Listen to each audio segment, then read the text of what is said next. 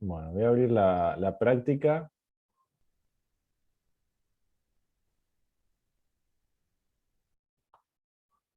Profe, disculpe, una consulta. Sí, Usted había comentado algo acerca, o capaz que estoy equivocado, pero me pareció haberlo escuchado mencionar acerca de un modelo de parcial, capaz que íbamos a ver, modelo de final.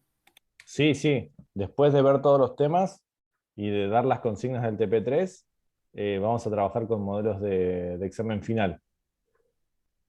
Ya Joya. para, Gracias. digamos, ya para empezar a preparar el examen para diciembre, o aquel que sienta que no llegan para el llamado de diciembre lo pueda dar en febrero. O sea, mi intención es que todo aquel que regularice la materia pueda rendir el examen final lo más pronto posible.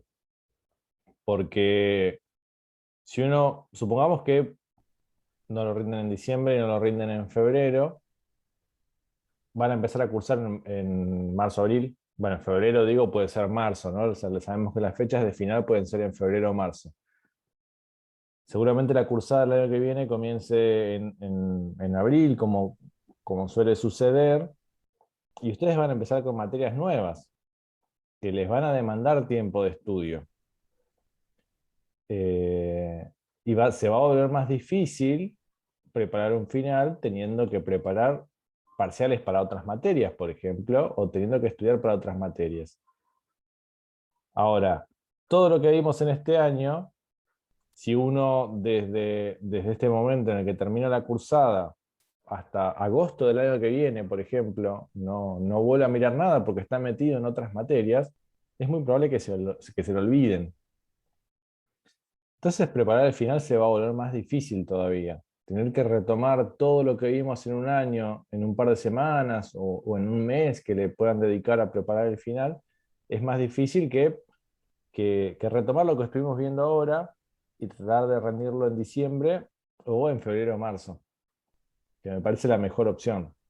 Pero obviamente todo esto son decisiones de ustedes, ¿no? Nosotros vamos a tratar de cerrar la cursada con algo así como talleres de preparación del examen final para que la mayoría pueda rendir el examen lo más pronto posible. ¿Está bien? Bueno, profe. Que no quiere decir que ustedes puedan decidir no rendirlo ahora y rendirlo más adelante. Eso después dependerá de ustedes. Bien. Bueno, vamos a ver dónde quedamos la vez pasada. Voy a compartir pantalla primero.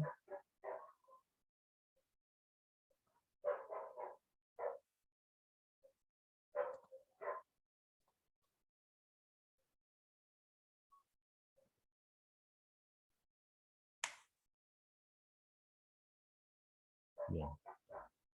Bueno, ya estamos bueno, en la unidad 4, en la unidad 3, perdón, de cuadriláteros. La vez pasada habíamos trabajado con la definición de cuadrilátero, ¿está bien? Que sería el recuadro, el primer recuadro.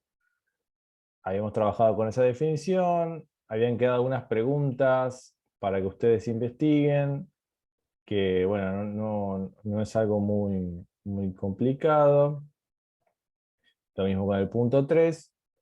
Habíamos trabajado con el recuadro del punto 4, ¿sí? Que habíamos visto la definición de cuadrilátero convexo y cuadrilátero no convexo, y cómo verificábamos, había visto algunos ejemplos, estos ejemplos en particular, donde tratábamos de construir esta definición en cada uno de estos cuadriláteros para verificar que eran convexos o no convexos. Eh, y había quedado esto para pensar. Y bueno, vamos a retomar a partir de este punto que era para pensar y después vamos a definir. Habíamos dicho la vez pasada también que esta definición estaba mal. Tengo que encontrar el archivo para editar esto, eh, que no lo estoy encontrando para poder editarlo. Este material, digamos, está escrito con un formato que se llama LaTeX, que se usa para escribir en formato matemático, que está muy bueno. Eh, por ahí a alguno de ustedes le interesa, después le cuento un poco más. habíamos dicho que esta definición era incorrecta, que lo que tenían que poner es que un trapezoide es un cuadrilátero convexo sin lados paralelos. ¿Está bien? Si eso lo pudieron modificar, genial. Y después íbamos a trabajar con la definición del trapecio, con algunas preguntas más sobre trapecio, con la definición de paralelogramos y algunos ejercicios sobre paralelogramos, y después con los, digamos, lo que son los cuadriláteros eh, más habituales, digamos, que son los rombos, rectángulos y cuadrados, que quizás uno recuerda un poquito más de la escuela. Eso es lo que vamos a trabajar hoy. Así que vamos a arrancar con esta pregunta que había quedado la vez pasada, que es, ¿será el siguiente enunciado una definición de cuadrilátero? El conjunto de puntos que se encuentran sobre 4 segmentos que se cortan solo en sus extremos y no son colineales 3 a 3. ¿Qué dicen? ¿Puede tomarse ese enunciado como una definición de cuadrilátero? Sí, ¿Y el resto qué opina? Dice, el conjunto es ¿qué es un cuadrilátero? Es el conjunto de puntos que se encuentran sobre 4 segmentos que se cortan solo en sus extremos y no son colineales 3 a 3.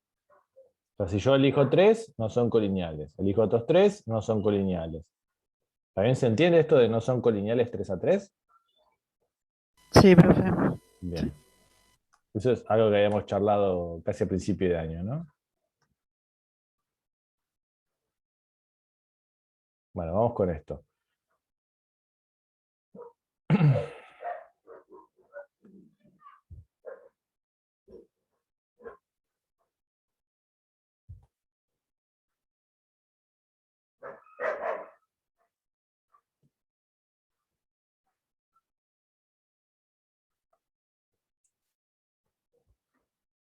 Bueno, habían dicho que sí que era, ¿no? Entonces, a ver si podemos construir un ejemplo. Dice, el conjunto de puntos que se encuentran sobre 4 segmentos que se cortan solo en sus extremos. O sea, si hay 2 segmentos que se cortan, esos segmentos se cortan en un extremo. ¿Está bien? Y yo voy a dibujar algo que puedo interpretar con eso. Puedo decir, acá tengo un segmento, ¿no? Donde estos son sus extremos. Este punto y este punto son extremos del segmento. Voy a dibujar otro segmento que lo corta en un extremo, por ejemplo, ese de ahí. ¿Está bien? Tengo entonces ese extremo que tiene en común con este segmento y este otro extremo. Y ahora voy a dibujar otro segmento más, pero que corta a este segmento en uno de sus extremos. Por ejemplo, en este.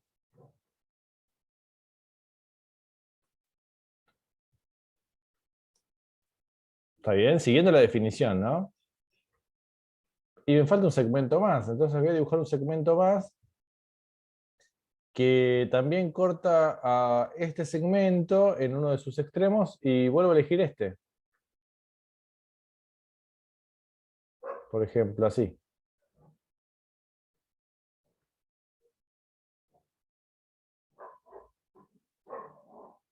Entonces, repasemos si esto cumple con la definición, con este enunciado que está dado acá.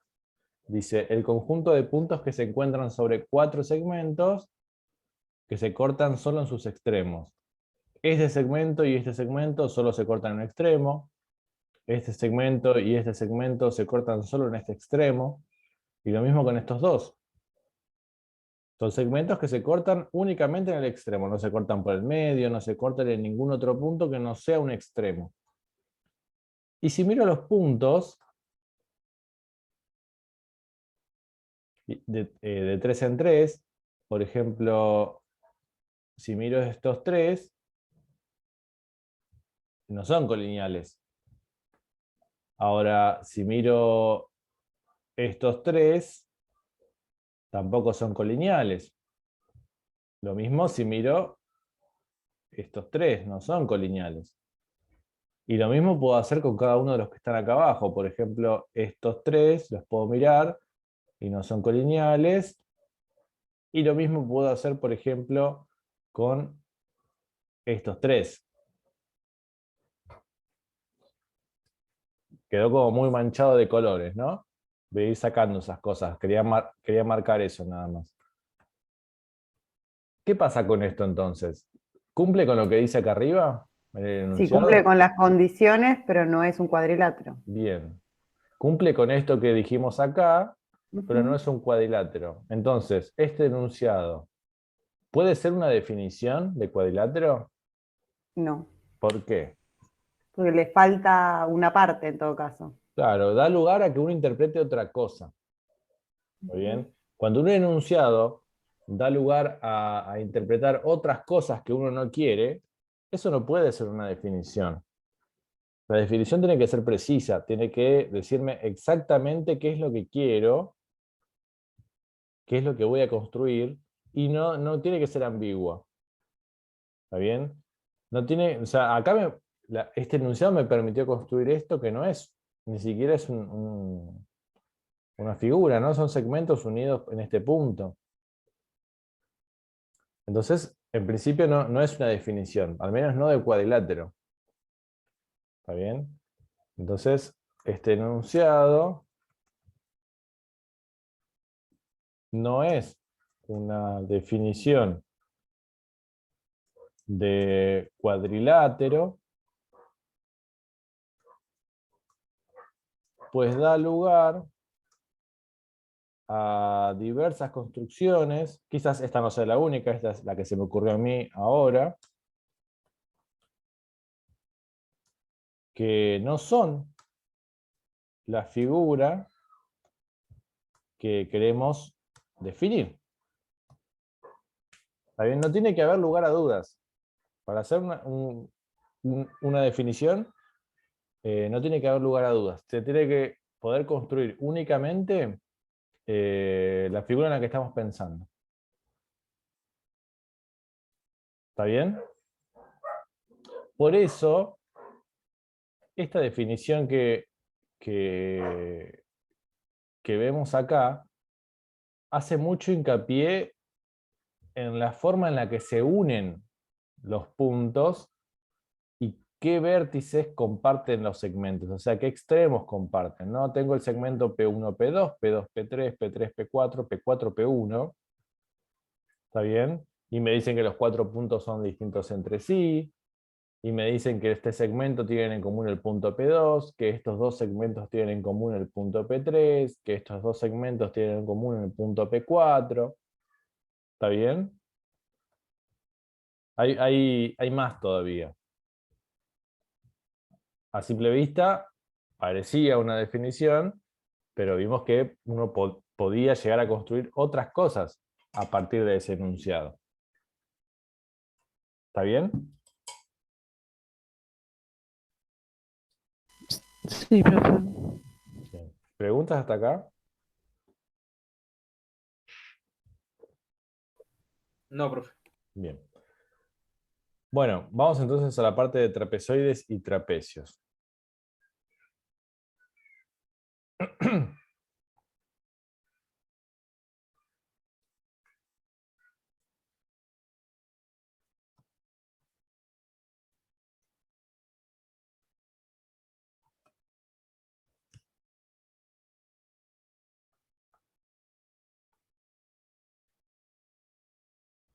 Bueno,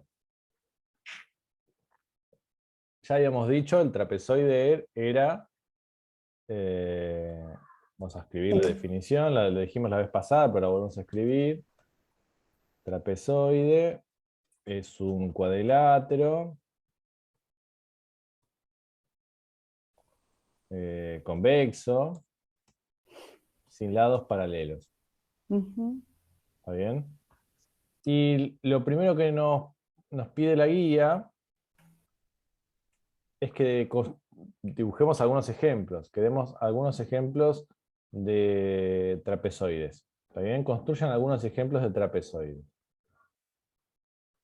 Bueno, algunos ejemplos.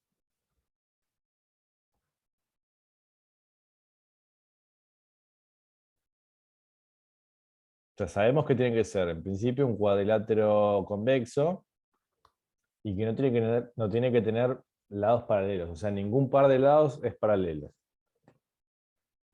Entonces, por ejemplo, yo puedo, a ver, podría construir esta figura con vértices A, B, C y D. ¿Es un trapezoide? Sí. Sí, porque fíjense que obviamente AB y CD no son paralelos, y BC y AD tampoco lo son. ¿Está bien? Entonces es un ejemplo. Podría dar otro ejemplo, por ejemplo, algo así, que sea un poquito más evidente. ¿Está bien? De vértices A, B, C y D. ¿Está bien? Ningún par de lados es paralelo. O, a ver, podría tratar de...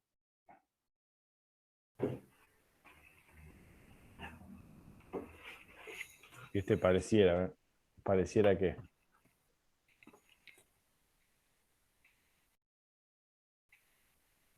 Ahí, estoy tratando de darle otra forma.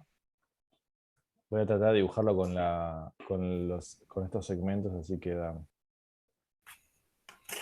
poquito más prolijo.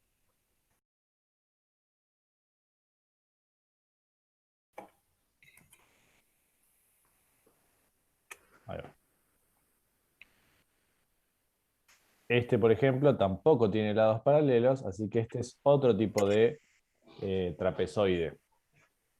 ¿Está bien? Ujú. Bien. Bueno, seguimos. Dice, demuestran que los trapezoides son cuadriláteros convexos. O sea, ¿qué habíamos hecho la vez pasada para mostrar que un cuadrilátero era era un cuadrilátero convexo, justamente? Tomábamos la figura. Trazábamos Bien, alguna de las rectas sobre el segmento. teníamos que trazar todas, ¿no? Ujú. Teníamos la figura con 4 lados y trazábamos una recta por cada lado, viendo que los otros vértices siempre se encontraban eh, En el mismo en el semiplano mismo era. semiplano. También la idea es esa. Bien. Con respecto a la definición, dice, ¿cuándo un cuadrilátero no es un trapezoide? ¿Cuándo deja de ser trapezoide un cuadrilátero? Vamos a anotar esa pregunta. ¿Cuándo un cuadrilátero no es trapezoide? ¿Cuándo podemos decir, bueno, este cuadrilátero no es un trapezoide? Cuando tiene algún par de lados paralelos, Perfecto. Bien. Cuando tiene al menos un par de lados paralelos. ¿Está bien? Porque la definición que vimos es no tiene ninguno. Cuando tiene al menos uno, entonces deja de ser trapezoide y pasa a ser otra figura. ¿Está bien? Que son las figuras que vamos a ver ahora. Las que tienen un único par de lados paralelos, que van a ser los trapecios, y las que tienen los dos pares de lados paralelos, que van a ser los paralelogramos. ¿Está bien? Estas figuras, con al menos un par de lados paralelos, estas figuras con al menos un par de lados paralelos, se dividen en dos grupos. El primero es aquellas que tienen exactamente un par de lados paralelos, y otro grupo, aquellas que tienen dos pares de lados paralelos. ¿Está bien? El grupo 1 serán los trapecios y el grupo 2 los paralelogramos.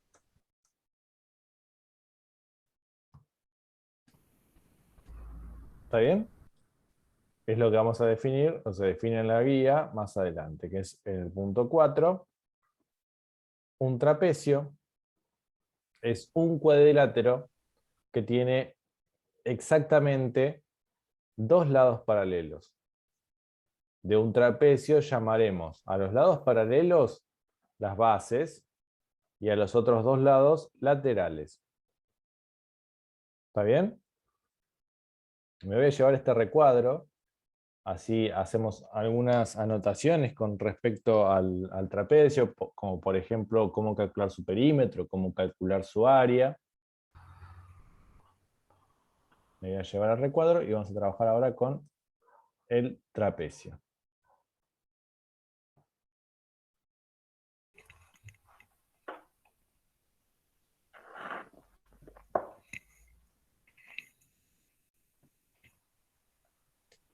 Bien, entonces tenemos un trapecio, es un cuadrilátero que tiene exactamente dos lados paralelos. De un trapecio llamaremos a los lados paralelos las bases y a los otros laterales. Entonces, en este caso, BC y AD, BC es lo que va a ser la base menor,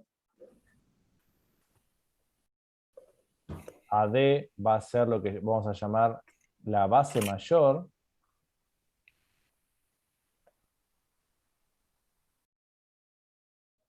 y AB y CD son los laterales.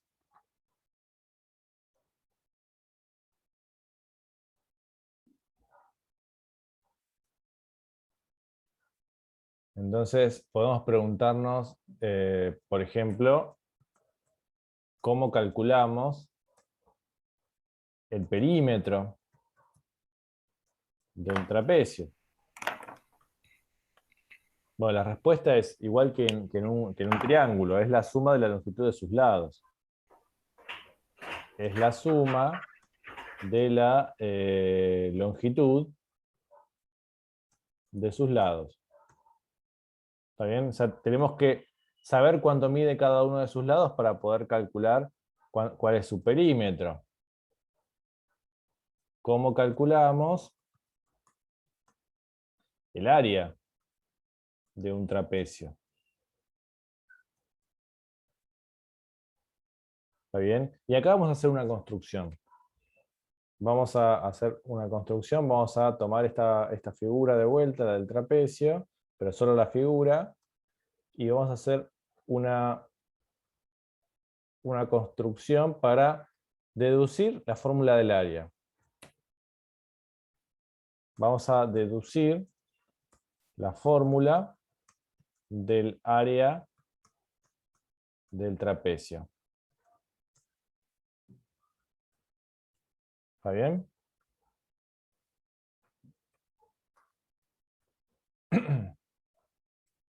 Uy.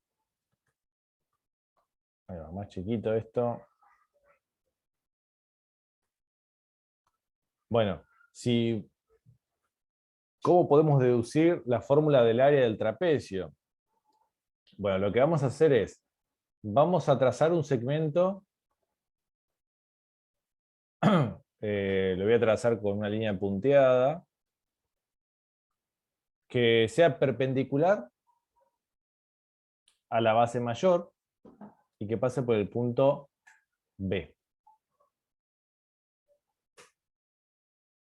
¿Está bien? Una cosa así. Y lo mismo con un segmento que pase por el punto C. Y vamos a llamar a estos nuevos puntos B', C'. ¿Está bien? Vamos a escribir acá cómo elegimos esos segmentos. Trazamos dos segmentos, BB'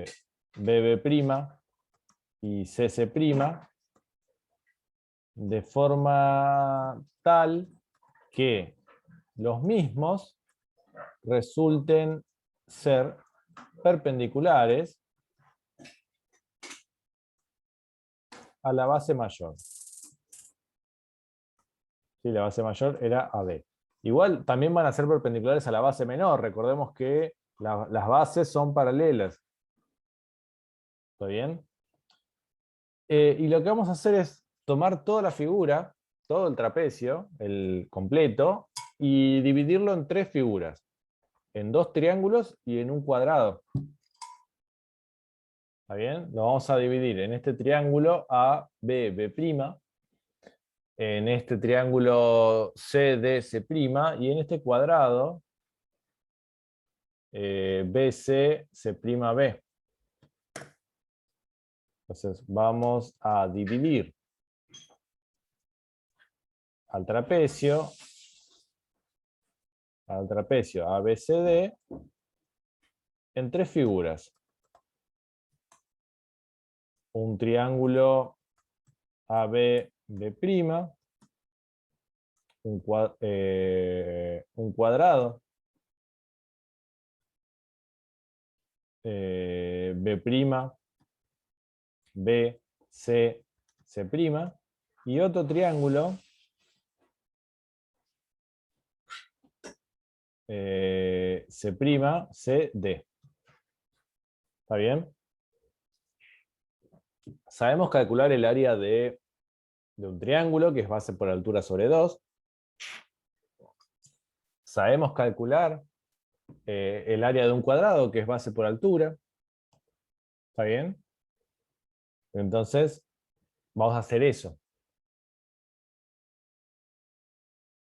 El área del triángulo AB, B' va a ser base por altura sobre 2. ¿Está bien? Esta va a ser la base del triángulo y esta va a ser la altura. ¿Está bien? Entonces esto va a ser AB,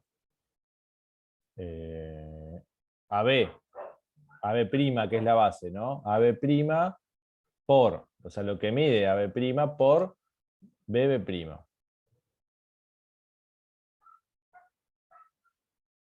Sobre 2. El área del cuadrado B', B, C, C', es base por altura. La base es B'C, B'C', perdón, o lo mismo que BC, ahí vemos, por la altura,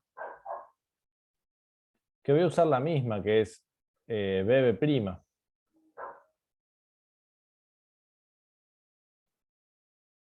Ese es el área del cuadrado.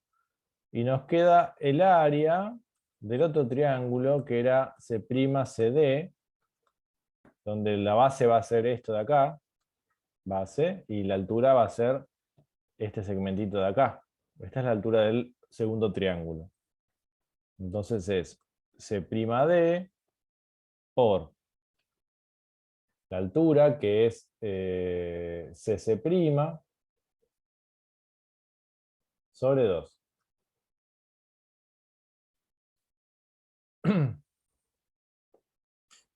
Y además, vamos a notar que el lado AD, que es la base mayor, es lo mismo que AB' más B'C' más C'D. ¿Está bien?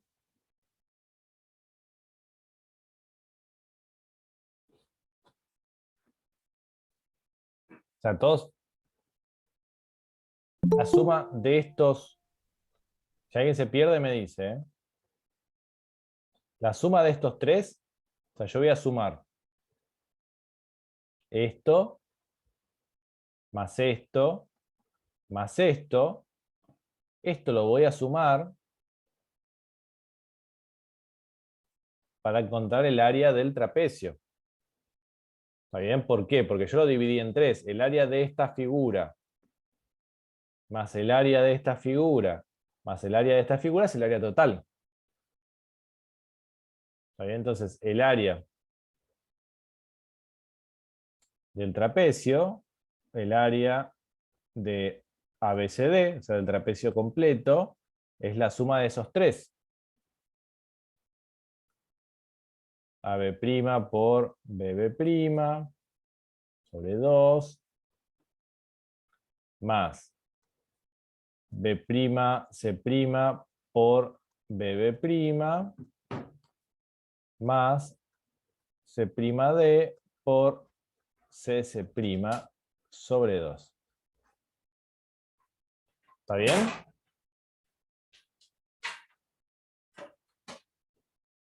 Bueno.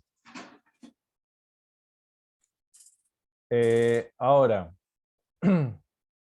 ¿cómo sumo esto? Es la pregunta, ¿no? ¿Saben cómo es el área del trapecio? O sea, ¿a qué queremos llegar?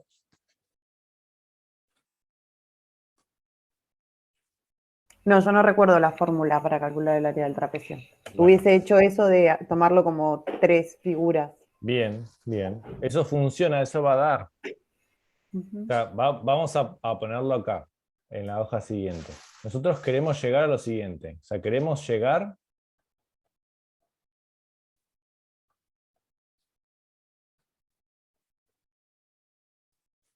a que el área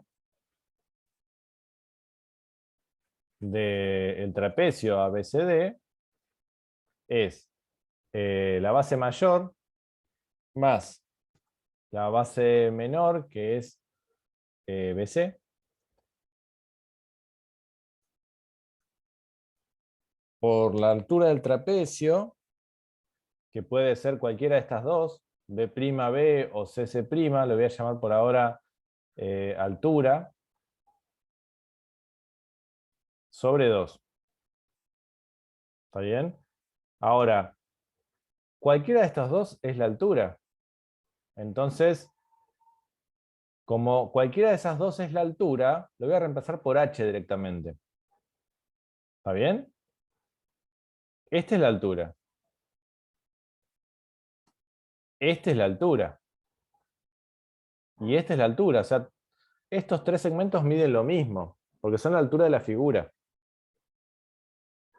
¿Está bien? Si bien la estoy tomando para la altura de un triángulo, del otro o del cuadrado, estos dos segmentos miden lo mismo. Así que lo que voy a hacer es llamarlo h. ¿Está bien? Queremos llegar a esto. Recuerden que queremos llegar a eso. Esto lo voy a poner recuadrado, porque es a lo que queremos llegar al final. Entonces, vamos a pasar, esto lo voy a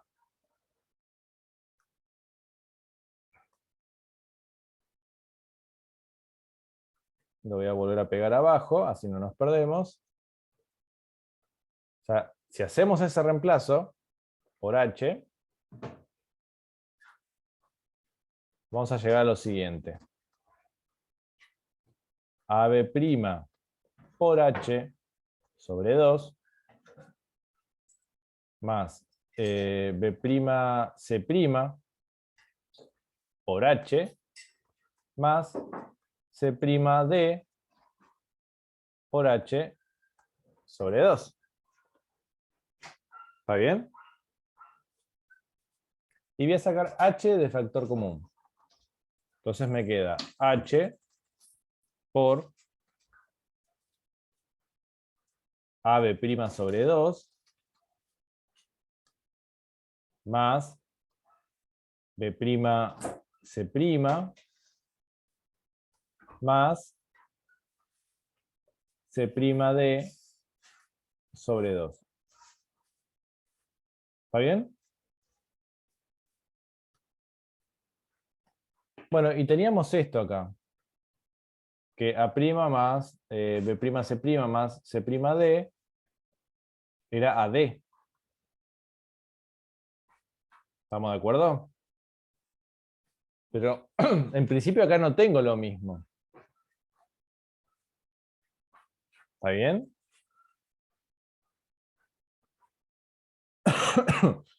Y así como está no lo puedo sumar. Entonces, ¿qué voy a hacer para sumarlo? Voy a sacar común denominador, ¿no? Que me quede AB' más 2 veces B'C' más C'D todo sobre 2. También saqué común denominador ahí. Porque tengo el AB' sobre 2, el C'D sobre 2 y el otro no está sobre 2. Y para sumar esas fracciones tengo que lograr que todo quede sobre 2.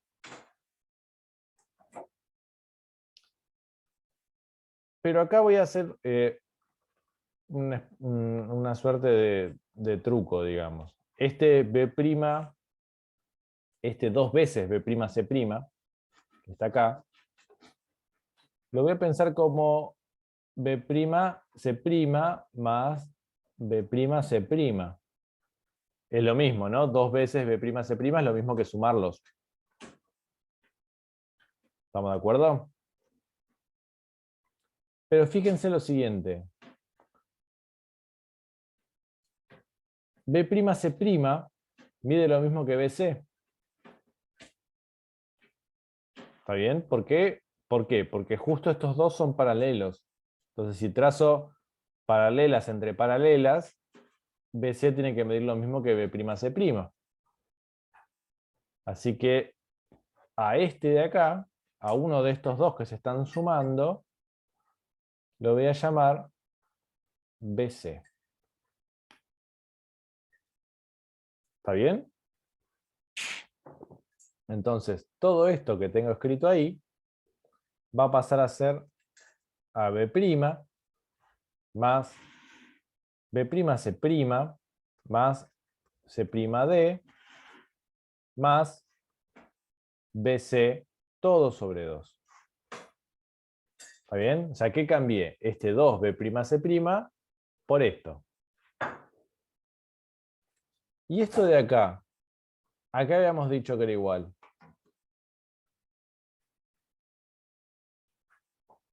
Lo habíamos dicho acá arriba, que era igual a AD. Así que esto de acá es AD, que es la base mayor. Y esta es la base menor. Así que el área del trapecio me queda AD más BC sobre 2. ¿Ven qué era lo que queríamos llegar acá?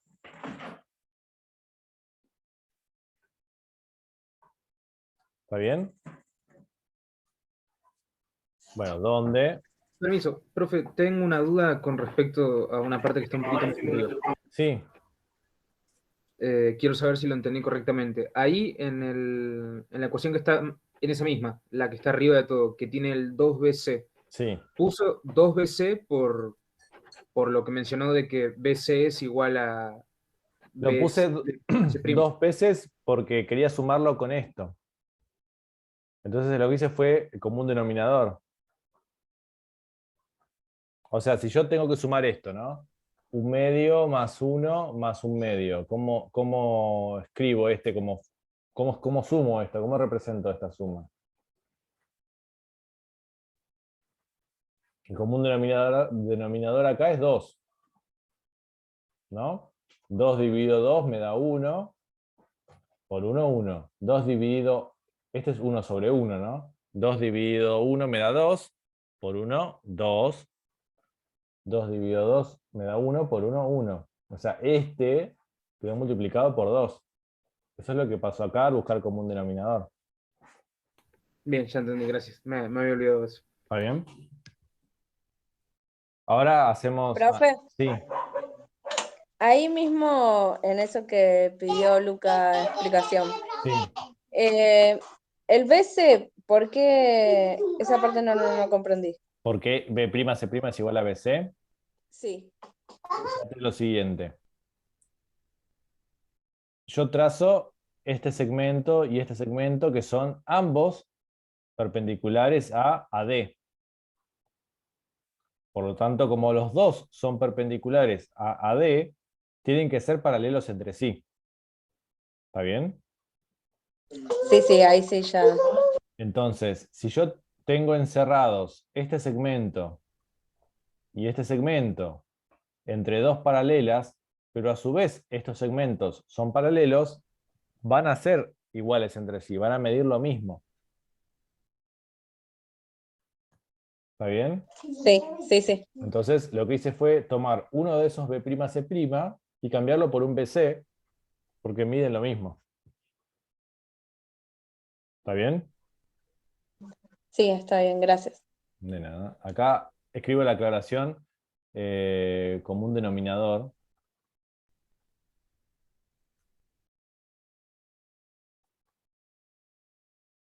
Denominador. Y esto lo pongo como, bueno, ejemplo. Y acá, de acá a acá, factor común H.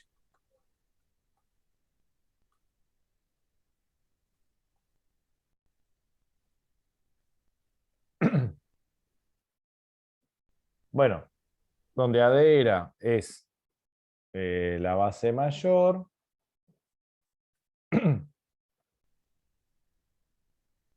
y BC es la base menor.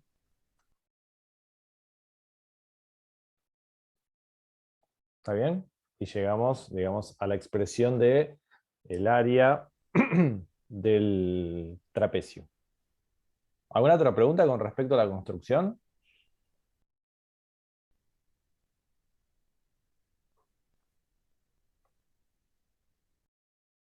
No, profe. Bueno.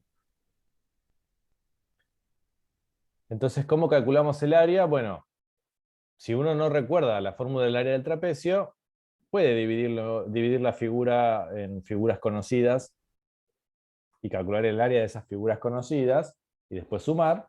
O ahora que ya tenemos la fórmula del área del trapecio, podemos directamente calcular el área usando la fórmula. ¿Está bien? Bueno. ¿Cuándo un cuadrilátero no es un trapecio?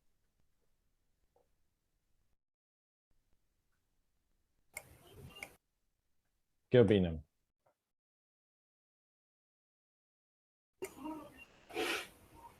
¿Cuándo deja de ser trapecio? Cuando tiene ambos pares de lados paralelos o ningún par de lados paralelos. Perfecto. Cuando tiene o los dos pares de lados paralelos o ninguno. Si no tiene ninguno es un trapezoide. Y si tiene ambos es un paralelogramo. ¿Está bien? Que es justamente la figura con la que vamos a trabajar ahora. Paralelogramo. Dice, llamamos paralelogramo a cualquier cuadrilátero que tiene sus lados opuestos paralelos. ¿Está bien? Vamos por ahí. Hoja nueva. Paralelogramos.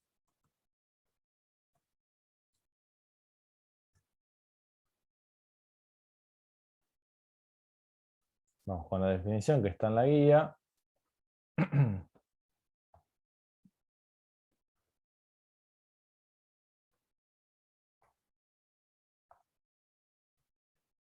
Llamamos paralelogramo a cualquier cuadrilátero que tenga sus lados opuestos paralelos. ¿Está bien? Esa es la definición que vamos a trabajar de paralelogramo. Después va a haber consecuencias con respecto a esta definición. Por ejemplo, que sus lados opuestos midan lo mismo. Por ejemplo, que sus ángulos opuestos midan lo mismo. ¿Está bien?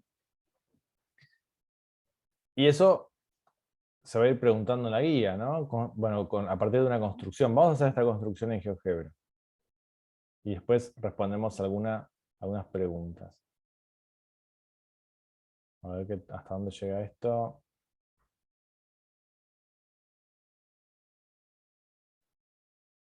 Bien.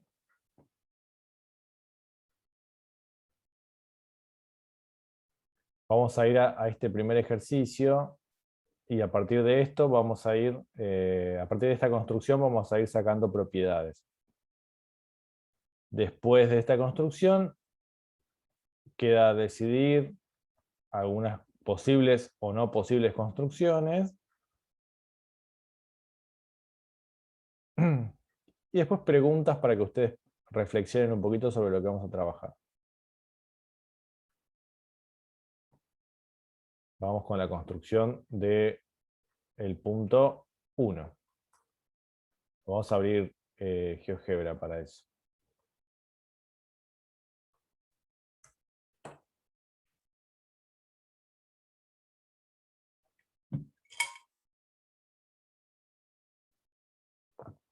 Y de paso vemos algunas herramientas de GeoGebra también. Tamaño de letra, un poquito más grande, 28. Creo que los ejes no nos van a servir para nada.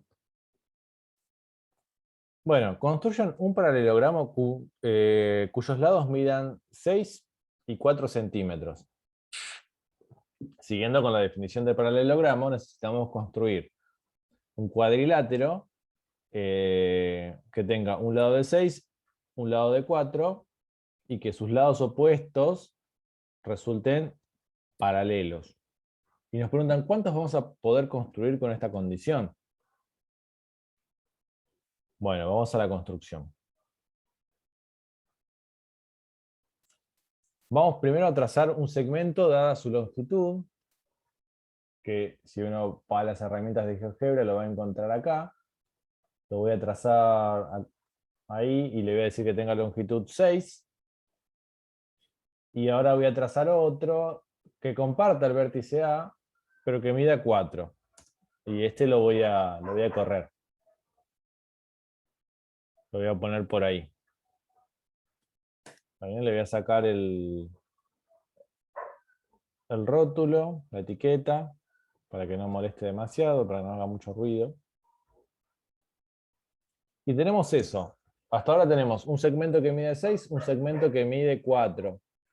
Y queremos construir un paralelogramo. Uno podría tratar de construir un segmento, por ejemplo, tratar de construir otro segmento acá que mida 4. Y decir, bueno, el opuesto mide lo mismo, más o menos. Lo voy a ubicar de forma que parezca paralelo. Ahí más o menos parece paralelo. Y el segmento que me falta lo voy a conseguir uniendo estos puntos. Y podría decir, bueno, ahí ya está, ¿no? Tenemos, ¿esto es un paralelogramo? ¿O parece al menos un paralelogramo? ¿Qué opinan? Pareciera que este lado es paralelo a este lado y que este lado es paralelo a este lado. ¿Estamos de acuerdo? Sí. Sí, ¿Pero yo construí esta figura basándome en la definición o lo hice a ojo? a ojo. A ojo. Entonces, como la figura, no estoy respetando la definición para la construcción de esta figura, yo puedo mover esto y ver qué pasa. Digo, bueno, ahí no pasa nada, parece que las propiedades de la figura se mantienen.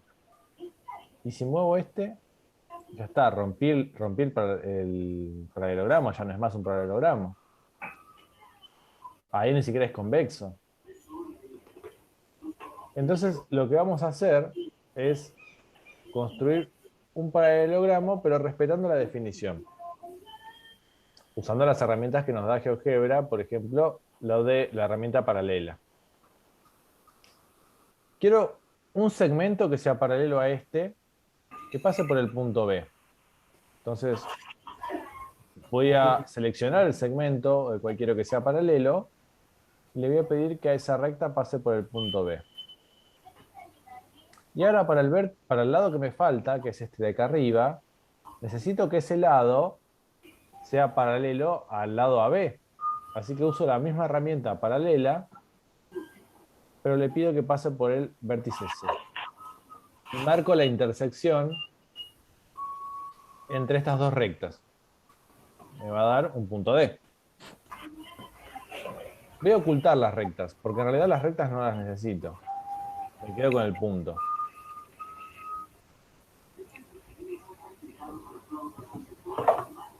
Y voy a trazar ahora sí los segmentos que unen los vértices. Voy a sacar la etiqueta.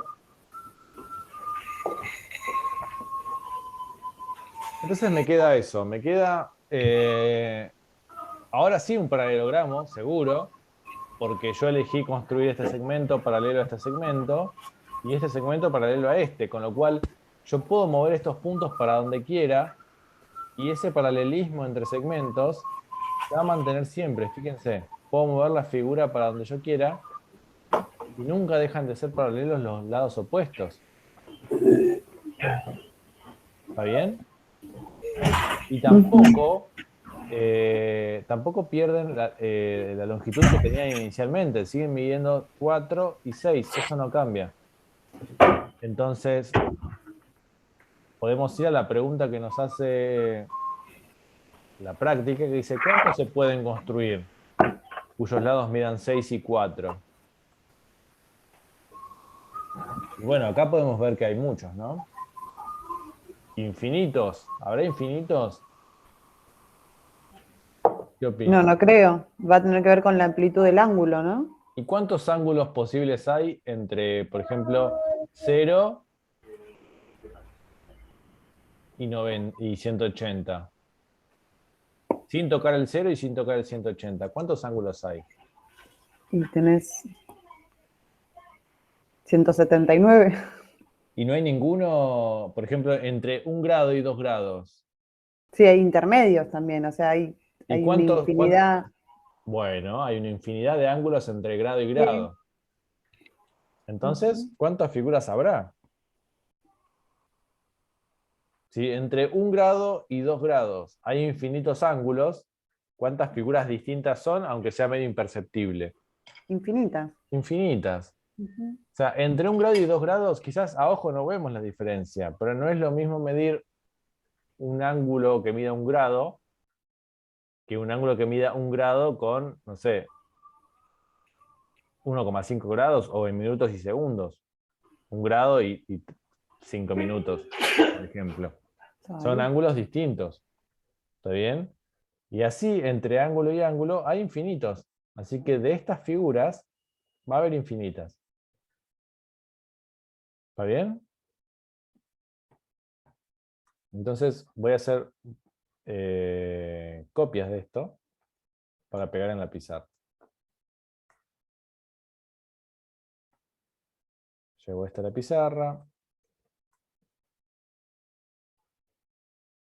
Lo pongo ahí, lo voy a poner con otros 2 más para poner algunos ejemplos. Lo pongo un poquito más.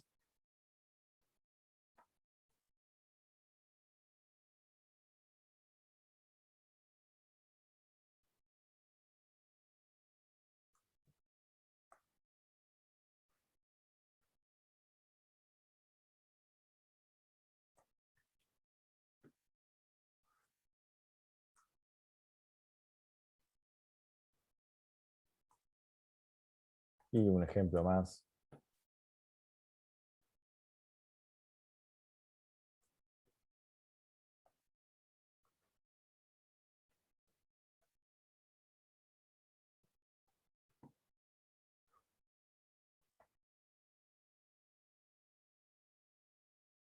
Estos son algunos ejemplos. ¿Está bien? Bueno, dice, ¿qué podemos afirmar respecto de los ángulos interiores de los paralelogramos construidos en el ítem anterior? Bueno, volvamos acá a la construcción. Vamos a agrandar esto un poquito. ahí. Y vamos a marcar sus ángulos. Cada uno de los ángulos internos. Tenemos ese ángulo.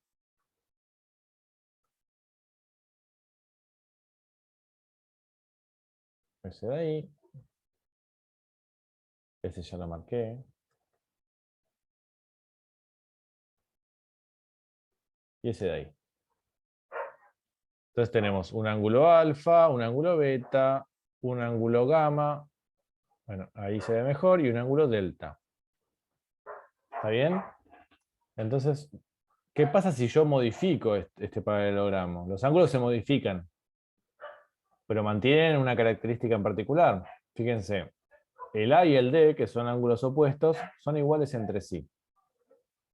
El beta, el ángulo en C y el ángulo en B, que son opuestos, son iguales entre sí. Y yo lo puedo ir modificando, y esa igualdad se cumple siempre. ¿Está bien? Entonces, ¿qué está pasando acá? Vamos a poner un texto acá. En un paralelogramo,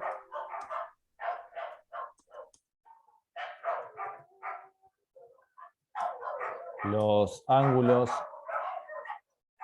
opuestos entre sí miden lo mismo. ¿Está bien? Eso como primera observación. En un paralelogramo, los ángulos opuestos entre sí siempre miden lo mismo. Y otra cosa que tenemos que señalar es qué pasa con la suma. ¿Está bien? Voy a llamar a esto suma, y va a ser la suma de estos cuatro. Va a ser alfa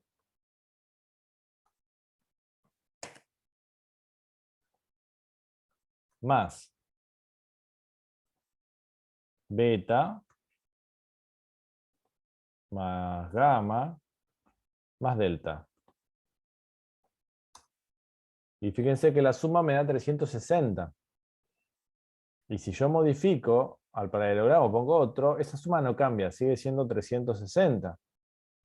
Así que es otra observación que vamos a hacer. La suma de los ángulos internos de un paralelogramo es igual a 360 grados. Profe, Sí, una consulta. ¿En sí, el trapezoide o en el trapecio, la suma de los ángulos internos también son 360? sí. Ah, está bien. Sí, lo voy a aclarar acá. En particular, esto ocurre en cada cuadrilátero.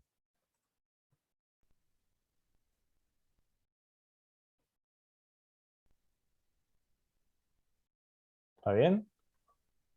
Y hay algo que pasa también, pero que no tiene que ver con los ángulos, tiene que ver con los lados. Los lados opuestos miden lo mismo. ¿Está bien? Vamos a medirlos.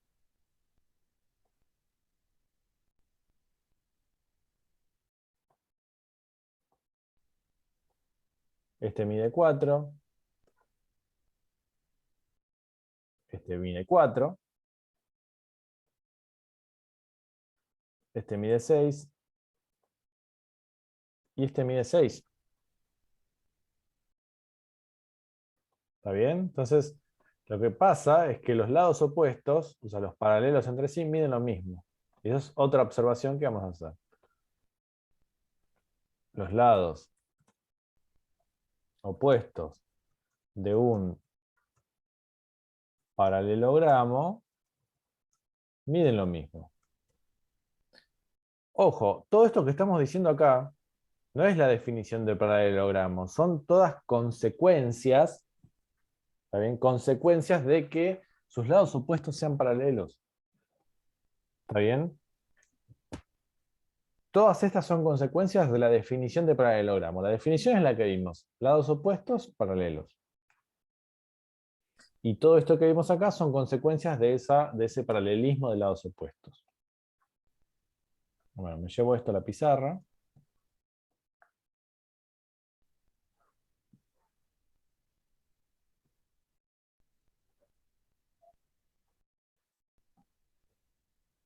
Lo pegamos por acá. Ponemos algunas observaciones con respecto a sus ángulos internos y a sus lados.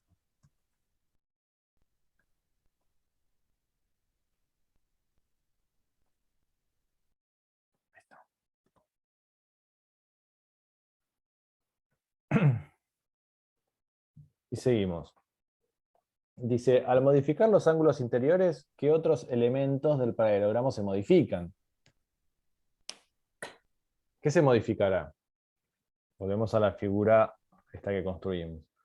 Voy a modificar los ángulos interiores. ¿La longitud de los lados se modifica? No, No.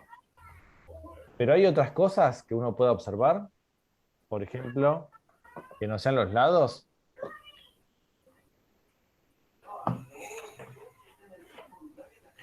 Acá van a aparecer en los cuadriláteros, que no aparecían en los triángulos, las las diagonales. diagonales.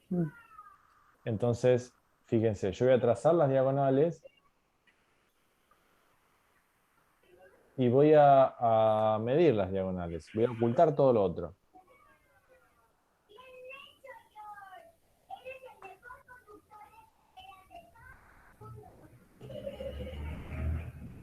Esto lo oculto. Y estos ángulos también los voy a ocultar. Voy a dejar solo visible el del vértice A. Pues yo sé que si modifico ese, todos los demás se modifican también, ¿no? Porque la suma es fija, siempre tiene que dar 360. Entonces voy a medir las diagonales. La diagonal AD, que ahora mide 8,53, y la diagonal CB o BC, que ahora mide 5,59.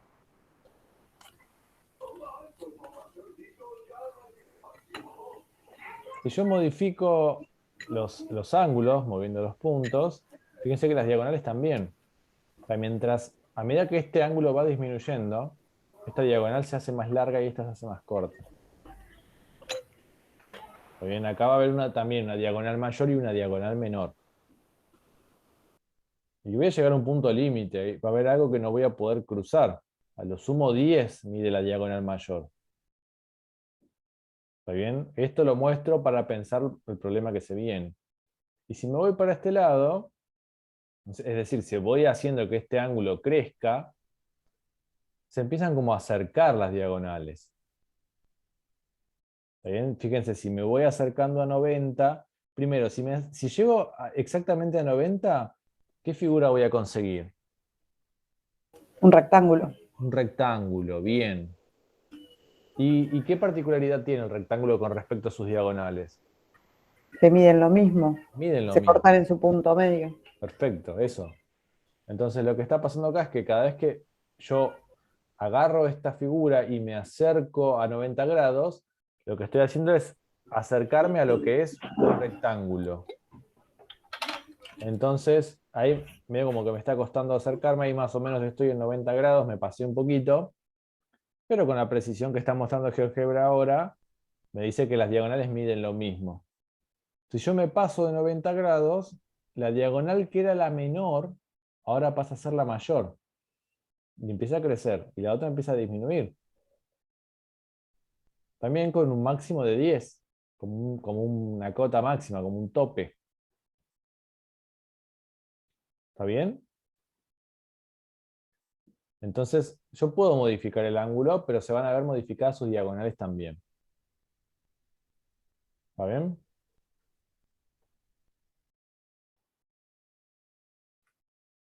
Y el máximo ese que dijiste de 10 es porque no puede ser mayor que la suma de los otros dos lados. Exacto.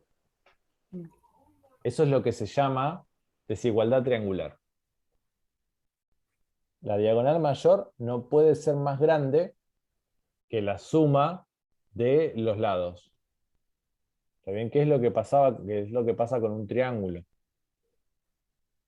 El lado más grande del triángulo, el lado que mide más, no puede ser más grande que la suma de los lados, de los otros dos lados. Que es más o menos lo que plantea el ejercicio que sigue. En cada caso decidan si es posible construir un paralelogramo que cumpla las siguientes condiciones. Y pide un lado de 7 y uno de 4, la diagonal que mida 11, un lado de 7 y un lado de 4 y una diagonal que mida 10, un lado de 7 y un lado de 4, la diagonal que mida 12. ¿Está bien? Eso es lo que se va a llamar desigualdad triangular. Bueno, hay un problema, el problema 3, que me gustaría que lo piensen antes de que lo resolvamos. Quizás para la clase que viene. Anoten tarea. Lo voy a poner acá. Así queda registrado. Profe, ¿cómo se llamaba? ¿Desigualdad triangular? Desigualdad triangular. Igual seguramente comentemos algo más la clase que viene sobre la desigualdad triangular. Voy a anotar acá como tarea.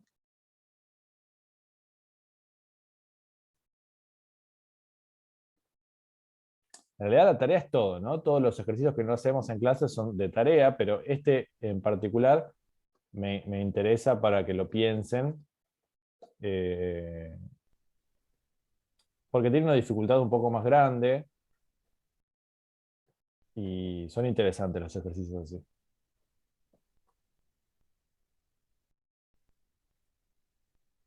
Bien. Y bueno, el 4 y el 5 también para que los piensen, pero el 3 me resulta un poco más interesante. Y vamos a lo último, para cerrar, que es el rombo, rectángulo y cuadrado. Rombo, rectángulo y cuadrado van a ser tres tipos particulares de paralelogramos. ¿Está bien? El rombo va a ser un paralelogramo que tiene sus cuatro lados iguales. El rectángulo es un paralelogramo que tiene sus cuatro ángulos iguales. Eso significa equiángulo. Y un cuadrado es un paralelogramo que tiene sus cuatro lados iguales y sus cuatro ángulos iguales. ¿Está bien? Y acá entra algo interesante que suele generar cierta sorpresa, mínima sorpresa igual, que el cuadrado también es un rombo y el cuadrado es un rectángulo. O sea, si yo miro dentro de todos los rombos del universo de rombos, adentro hay cuadrados. Y si miro el universo de los infinitos rectángulos que existen en el universo, adentro hay cuadrados también. Pero no todo cuadrado, a ver, no todo rombo es un cuadrado. ¿Está bien? Porque no todo rombo va a tener sus cuatro ángulos iguales. Y no todo rectángulo es un cuadrado. Porque no todo rectángulo tiene sus cuatro lados iguales. Pero cada cuadrado sí es un rectángulo y cada cuadrado sí es un rombo. ¿Está bien eso?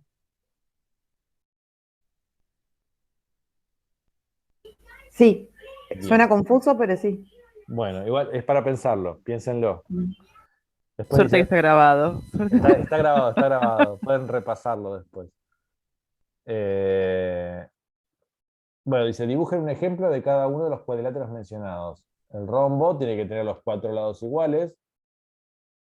Es más, si uno dibuja un cuadrado, para seguir metiendo fichas a la discusión, dibujó ya un ejemplo de cada uno. Porque recuerden que el cuadrado es rombo y es rectángulo. Siguiendo la definición, ¿no? ¿Cómo defino rombo? Un cuadrilátero con los cuatro lados iguales. ¿El cuadrado tiene los cuatro lados iguales? Sí.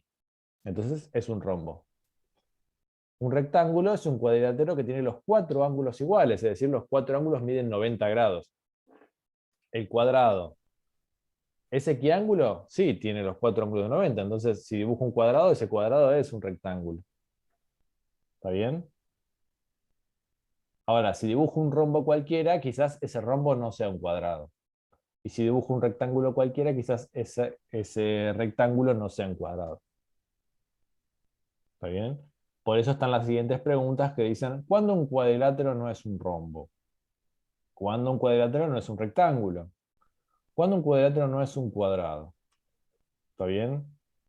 Y otro ejercicio que me gustaría que piensen es el 5.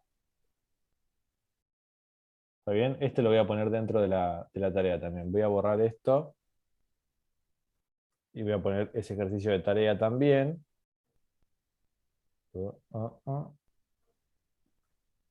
La clase que viene vamos a arrancar con estos dos, pero me gustaría que los discutan y que pregunten si se les ocurren cosas y no saben si están del todo bien, que las pregunten. Pero estos dos problemas son muy interesantes para que los piensen.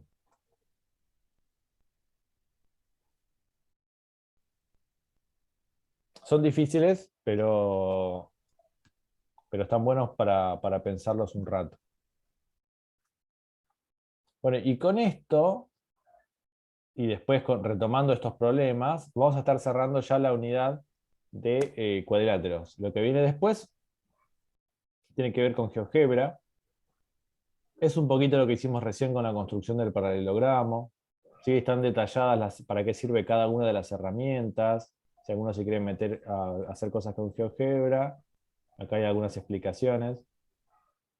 Está más detallado la construcción que hicimos en GeoGebra del paralelogramo, acá está bien en detalle. Así que eso lo pueden chusmear. Y después de retomar la clase que viene con estos dos ejercicios que se llevan de tarea, vamos a empezar con movimientos en el plano. Es una unidad bastante cortita, vamos a ver 3 tipos de movimientos, que van a ser la simetría, ¿sí? La simetría axial va a ser uno de ellos, la rotación va a ser el otro y la traslación. Vamos a trabajar con esos 3 tipos de movimientos y con eso ya estaríamos cerrando todo el contenido. ¿Está bien? Bueno. ¿Consultas hasta acá?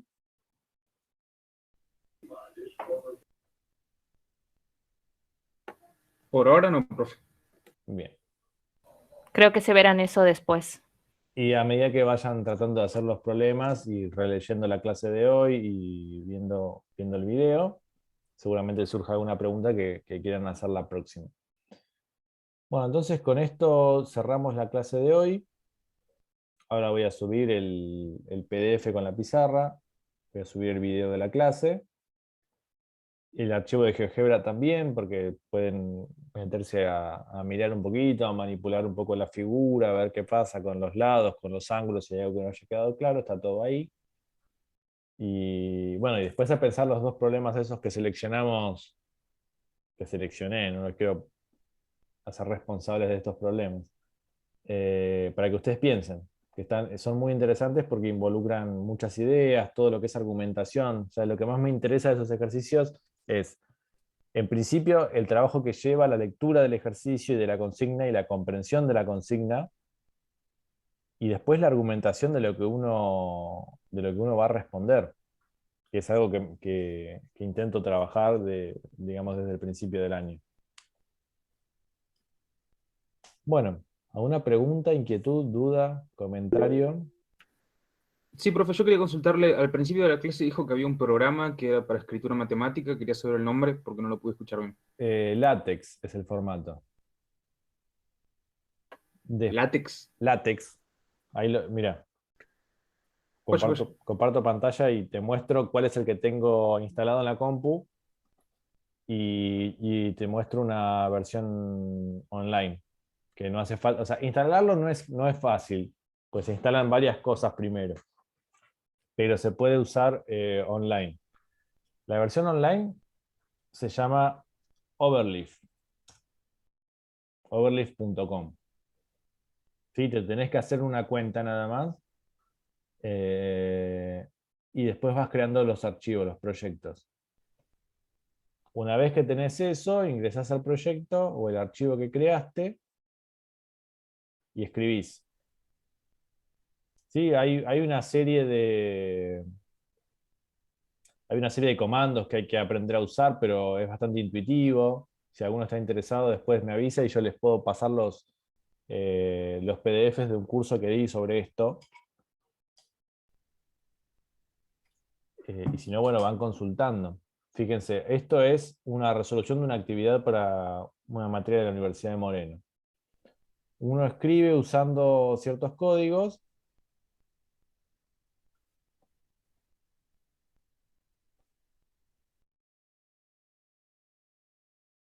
No sé qué me está compilando igual. Ah, esto es un recuperatorio, nada que ver. Este.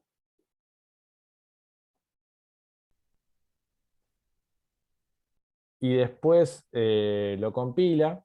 O sea, fíjense, esto que te muestra de este lado de la pantalla sería cómo se va a ver el PDF. Y de este lado es el formato con el que uno escribe. ¿Está bien? Para mí queda todo mucho mejor.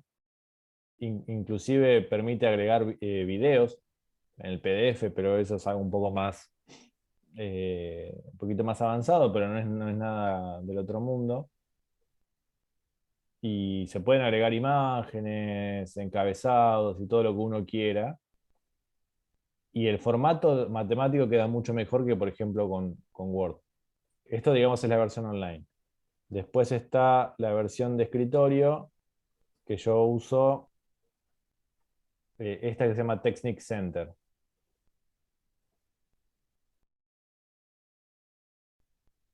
El formato para escribir es el mismo en cualquiera.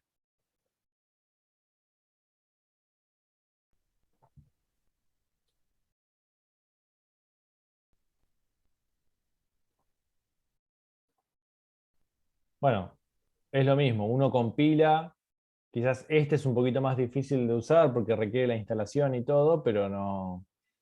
es fácil, digamos, es fácil aprender a usarlo. Si alguno está interesado me avisa, puede mandar al grupo de Telegram y les comparto los PDFs. O sea, son 4 clases. O sea, el taller de esto duró 4 clases y hay un PDF por cada clase. Y después todo lo demás lo busco en internet, digamos. Si quiero ver cómo escribir no sé, una matriz, un vector, cómo agregar un gráfico, está todo en internet también. Y es muy útil. Gladys pregunta lo de GeoGebra, ¿lo puedo mandar por PDF? La construcción que hicimos en GeoGebra está en la guía, mirá.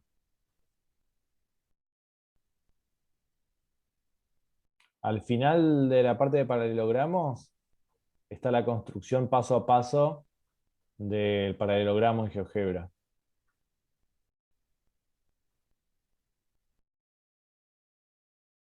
Igual voy a mandar el archivo y después tratar de construirlo vos con el paso a paso que está ahí en la guía. Y bueno, te va a servir. Bueno, ¿alguna consulta más? ¿No? Bueno, entonces nos vemos la próxima, ya con los 2 problemitas pensados, casi que resueltos, digamos. Se pueden discutir entre ustedes. O sea, es siempre formativo eso. Así que pueden pensarlo, pueden consultar. Y la clase que viene retomamos a partir de ahí y después arrancamos con movimientos. ¿Estamos? Bueno, profe. Buenísimo, Bueno, profe. Gracias. buenas Vale. noches. Bueno, nos Buenas vemos la noches. próxima entonces. Chao, profe. Chao. Gracias, profe.